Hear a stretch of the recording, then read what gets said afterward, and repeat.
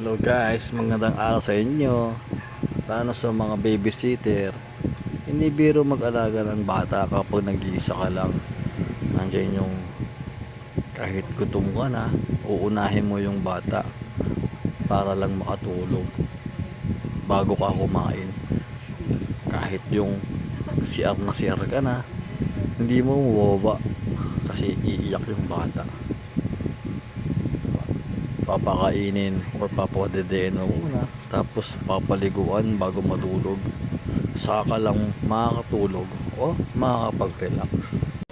Saka mo lang din magagawa yung gawaing bahay, natulog na yung bata, lalo na yung mga pinagkainan niya at yung mga pinagdedehan niya. Ikaw din maghuhugas, kaya napakahirap talagang mag-alaga ng bata.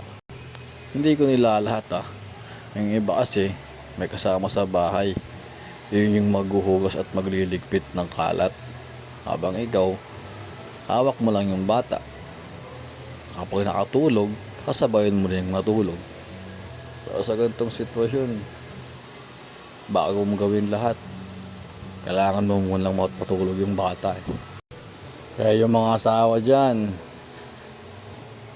katapos nyo umuwi or bago kayo umuwi, bilan nyo muna ng pasalubong yung mga asawa nyo, yung mga nag-aalaga ng bata, para namang matuwa sila, di ba?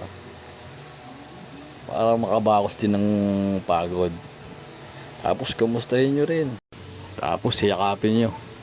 Yun lang guys, thank you.